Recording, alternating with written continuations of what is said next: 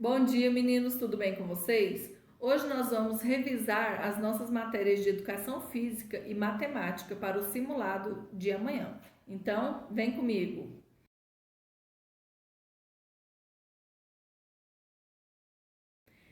Na matéria de educação física, eu vou revisar com vocês o que? A ginástica artística e a ginástica rítmica, que foi feito no trabalho que eu passei para vocês, ok? Então, a ginástica artística, para quem não sabe, ela é composta de um conjunto de exercícios corporais que são sistematizados, certo? E eles são aplicados com o intuito de competição, somente com o intuito competitivo. Porém, eles conjugam da força, da agilidade e da elasticidade dos competidores. E dentre essas três conjugações que eles avaliam, eles precisam manter também alguns ideais olímpicos, que é o de mais rápido, mais alto e mais forte, ok? Na maioria, mais rápido, mais alto e mais forte são os saltos e as acrobacias que são realizadas neste esporte, certo? Eu vou apresentar para vocês alguns aparelhos que são utilizados tanto por homens quanto por mulheres, tá bom? Vou iniciar pelos aparelhos unissex, que são realizados provas dos dois sexos, tanto masculino quanto feminino. O primeiro é o solo. Essa prova ela é realizada em um tablado de madeira medido 12 metros por 12, cobertos com mola, espuma e um tapete. Os competidores têm 70 segundos para realizar sua sequência de apresentação, devendo conter saltos acrobáticos e outros movimentos que exigem força, equilíbrio e flexibilidade. Na prova masculina, o que difere ela da feminina é a música, que na masculina não tem, porém na feminina tem. Na maioria das vezes, as moças que fazem o salto no solo, elas escolhem músicas do seu próprio país de origem, certo? Do que eles estão competindo. Nós também temos a mesa de salto, que ela é comum do esporte dos dois sexos, certo? Antigamente ela era conhecida como salto sobre o cavalo. Esse aparelho é utilizado na prova. Primeiramente, o ginasta realiza uma corrida em um corredor de aproximadamente 25 metros de comprimento.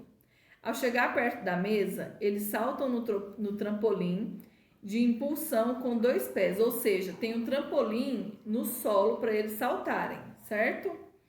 Tocando rapidamente no aparelho com as mãos, realizam um segundo voo com acrobacias diversas, aterrissando na área específica, protegida com colchões.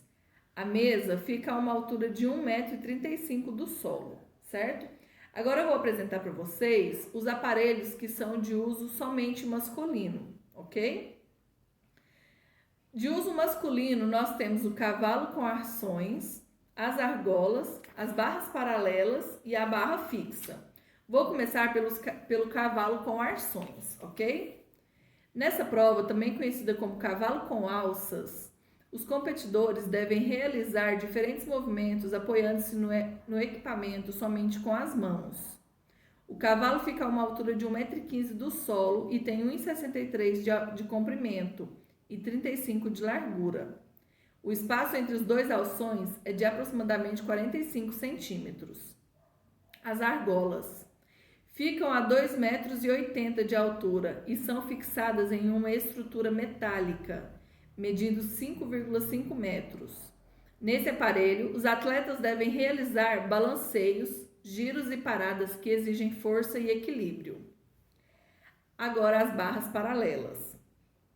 Assim como nas argolas, são executadas combinações de movimentos, de balanceios e giros, além de paradas de mão, exigindo força e equilíbrio por parte dos ginastas.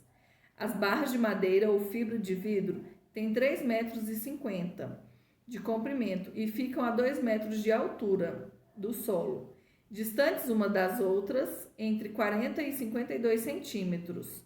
Um detalhe importante: para que o atleta não perca pontos, deve utilizar toda a extensão das barras na sua exibição ginasta. Então, ele tem que usar toda a extensão da barra, não pode ser só um pedaço. Outro aparelho masculino que nós temos é a barra fixa. Ela fica a 2,40 m do solo e tem 2,75 m de extensão. A apresentação dessa modalidade consiste em movimentos de giro, equilíbrio, impulsões e voo. O movimento de descida da barra é uma parte importante da exibição e normalmente é composto por incríveis saltos acrobáticos. Agora eu vou apresentar para vocês quais são os instrumentos femininos. Os aparelhos femininos são as paralelas assimétricas e a trava de equilíbrio. Vou iniciar pelas paralelas assimétricas, ok? Esse aparelho é composto de duas barras de madeira ou fibra de vidro, colocadas em diferentes alturas. Ela parece com as barras paralelas dos homens, porém ela é assimétrica, é uma mais alta que a outra, ok? A mais baixa fica a 1,70 m do solo e a mais alta a 2,5 m do solo. A distância entre as barras é de 2,40 m, então uma fica aqui a 1,70 m, a outra fica aqui a 2,50 m e elas têm 2,40 m de distância uma da outra, certo?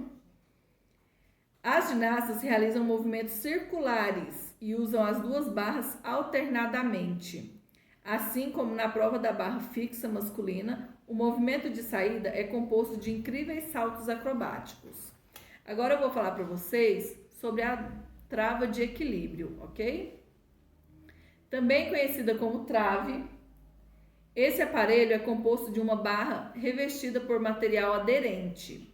Essa barra de 1,25 m de altura do solo mede 5 metros de comprimento e apenas 10 centímetros de largura.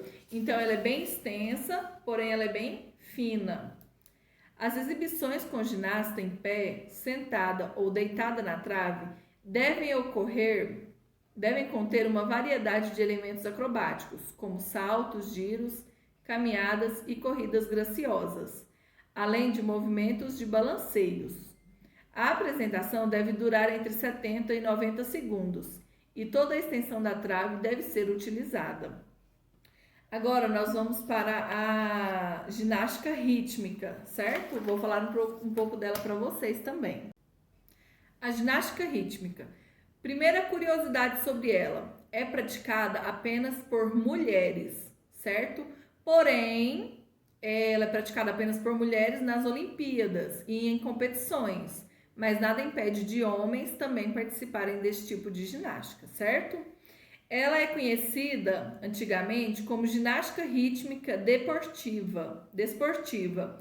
Ela é uma modalidade competitiva que combina os elementos corporais, ginásticos e acrobáticos e o manuseio de aparelhos oficiais, certo? Vocês pesquisaram esses aparelhos, porém eu vou citá-los aqui e falar um pouco sobre eles. Nós temos os arcos, as bolas, a corda, a fita e as massas. Agora eu vou apresentar para vocês algum desses instrumentos. Outro detalhe importante é que todas as apresentações de ginástica artística são com música, certo? Ela pode ser apresentada por somente uma competidora ou um grupo com 5 competidoras, ok? Vou iniciar com vocês pela corda. A corda pode ser feita de sisal, material rústico de palha, ou de material sintético. Esse aparelho deve ter aproximadamente 12 milímetros de espessura, ou seja, de grossura. E seu comprimento varia segundo o tamanho da ginasta, porque ela vai fazer acrobacias com a corda, então tem que variar de acordo com o tamanho dela, tem que ser suficiente para a ginasta usar. Normalmente, o tamanho ideal da corda é avaliado pisando nela com os 2 pés do meio e puxando as extremidades até a altura dos ombros. Então, a ginasta fica em pé e pisa na corda. E eles levantam a corda dos 2 lados até o ombro, certo? O arco, que a gente conhece também como bambolê. O arco utilizado nos exercícios pode ser feito de conduíte, tubo utilizado em instalações elétricas, material ou metal, madeira ou metal. Ele deve ter entre 80 e 90 centímetros de diâmetro e pesar no mínimo 300 gramas, porque se ele for muito pesado, a ginasta não consegue fazer acrobacia direito com ele. E se ele for muito leve também não, quando ela joga para cima ele pode voar, né? Pode pegar um rumo desconhecido. A bola. A bola utilizada na ginástica rítmica deve ser feita de borracha ou plástico. É necessário que ela tenha entre 18 e 20 centímetros de diâmetro e pese no mínimo também 400 gramas. As massas. Trata-se de um aparelho composto de duas peças iguais, confeccionadas de madeira, borracha ou outro material resistente. A massa tem 3 partes: cabeça, que é a bolinha menor utilizada como pega, o pescoço dela, que é a parte alongada e cilíndrica, e o corpo, que é a parte mais arredondada e de maior espessura. As massas devem medir entre 40 e 50 centímetros e pesar no mínimo 150 gramas cada uma. E por último, nós temos a fita. A fita é um aparelho composto de uma parte rígida de madeira. Ou seja, então aonde a mulher segura, onde a ginasta segura, tem que ser firme e tem que ser de madeira. E também tem as espessuras que ela deve seguir.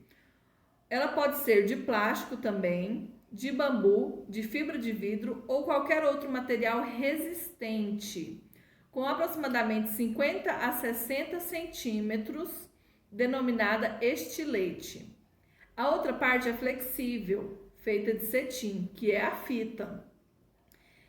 Pode ser feita de seda ou de outro tecido. Ela deve ter entre 5 e 6 metros de comprimento e sua largura é de 4 a 6 centímetros.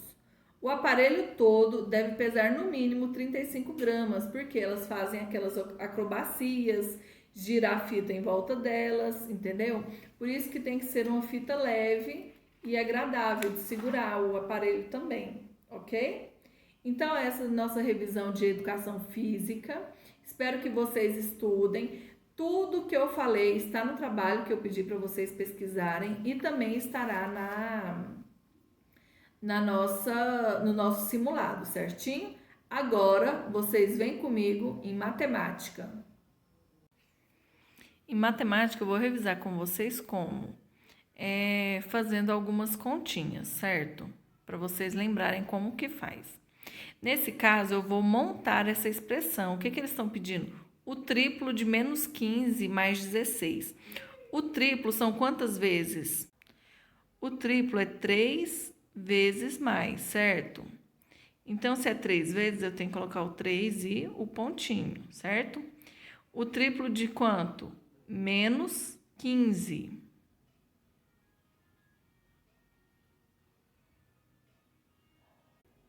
Menos mais 16. Eu não posso deixar sinais juntos, então eu ponho parênteses. Menos mais 16. Agora, vamos ler isso daqui, ó. O triplo de menos 15. 3 vezes menos 15. Menos, aqui o sinalzinho de menos, mais 16. Agora, vamos resolver. Primeiro, a gente começa tirando do parênteses. Porém, o que eu posso fazer? Eu já posso multiplicar o 3 pelo 5 e tirar ele do parênteses, ok? Na multiplicação, sinal de mais vezes sinal de menos fica negativo. 3 vezes 5 vezes 15, 45. Copio o menos novamente. Mais 16. Agora, eu vou ter que tirar o 16 do parênteses. Copio aqui o menos 45. Na adição ou na subtração, sinais diferentes, eu faço o quê? O menos muda o sinal de dentro do parênteses. Então, vai ficar 45 menos 16. Na subtração e na adição, quando eu tenho sinais iguais, o que eu faço? Eu somo e conservo o sinal. Então, eu já posso colocar o sinalzinho aqui, ó. 6 mais 5, 11. Põe um aqui. 4 mais 1, 5. Mais 1 que subiu, 6. Então, eu obtive menos 61. Agora, nós vamos resolver essa expressão, que ela é um pouquinho maior, porém, ela é muito fácil também, tá bom? Então, vamos lá. Primeiro, eu vou tirar todo mundo do parênteses. Como que eu vou tirar todo mundo do parênteses? Aqui eu posso copiar o mais 100 normalmente. Aí, aqui eu vou repetir o mais 100. Aqui o menos vai mudar o sinal de dentro do parênteses. Se tá mais, vai ficar menos. Aqui eu copio o quê? O mais? Não, eu não copio mais. Porque o mais não muda sinal. Então, eu vou manter o menos dos menos 300 aqui, certo? E aqui o sinalzinho de menos muda o sinal de dentro do parênteses. Então, eu vou ter mais 400. Então, o que vocês têm que lembrar? O menos muda o sinal de dentro do parênteses e o mais não muda. O mais mantém o sinalzinho de dentro do parênteses. E agora a gente aprendeu a fazer essa conta de um jeito bem legal. Como? Eu vou somar os de mais e somar os de menos, certinho? Mais 100 mais 400 dá quanto? Mais 500 ou somente 500, ok? Menos 200, menos 300, sinais iguais, a gente faz o quê? Soma e conserva o sinal. O sinalzinho é de menos, então vai manter o sinal de menos. 200 mais 300, 500. Mais 500 menos 500, eu tenho 0. Agora, nós vamos fazer essa daqui, que ela é bem pequenininha e bem fácil também. Quando a gente tem esse número elevado aqui, essa potência aqui, é porque eu vou repetir esse número quantas vezes? O tanto de vezes que eu tenho elevado aqui. Nesse caso, ele está elevado à terceira potência, ou seja, ele está elevado ao cubo, certo? Quando é 2, é elevado ao quadrado. E quando 3 é elevado ao cubo. Então, como que eu vou fazer isso daqui? Eu vou fazer o menos 10 3 vezes. Só que eu não vou o quê? Somar, eu vou multiplicar, porque são 3 vezes. Eu não estou fazendo 10 vezes 3, eu estou fazendo 10 elevado à terceira potência. Então, eu tenho que multiplicar todos os 10, ok? Primeiro, o que a gente faz? Vamos primeiro multiplicar. Depois, a gente coloca o sinal. 10 vezes 10, 100. 100 vezes 10, 1000. Certinho? Então, 10 elevado à terceira potência é 1000.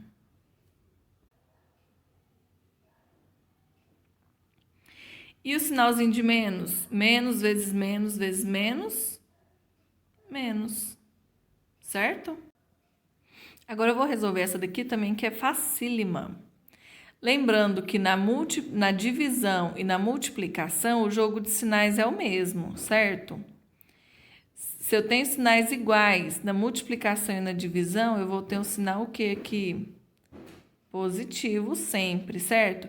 E como que eu vou resolver 420 dividido por 35? É simples. Eu vou resolver da mesma forma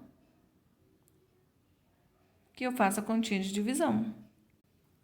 Aqui eu sei que vai ser por 1, que vai dar 35.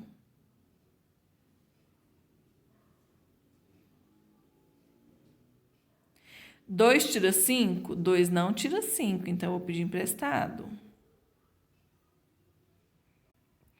12 menos 5, 7. 3 menos 3, 0. O que eu faço aqui? 10 soou 0, porque ele sobrou. Na tabuada de 35, quem vezes 35 vai dar 70? O 2, se eu fizer o 35 duas vezes, vai dar 70. E aqui fica 0. Então, a resposta dessa nossa continha é mais o quê? Mais 12, ok? Agora, vamos para mais esse exemplo para finalizar a matemática com vocês, tá bom? E vocês irem resolver alguns exercícios que eu passei. Um número inteiro que multiplicado, ou seja, vezes menos 3, resulte em 3.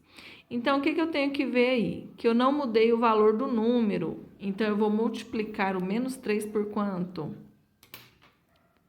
Eu vou multiplicar menos 3 por um número. Vamos descobrir qual é este número, certo? Se eu não mudei ele aqui, então vai ser o quê? Qual número é o elemento neutro da multiplicação? O 1, não é? E o que eu quero saber? Se esse 1 vai ser positivo ou negativo. Certo? O que eu tenho que lembrar, então? Que na multiplicação, quando eu tenho sinais iguais, o sinal passa a ser o quê? Positivo.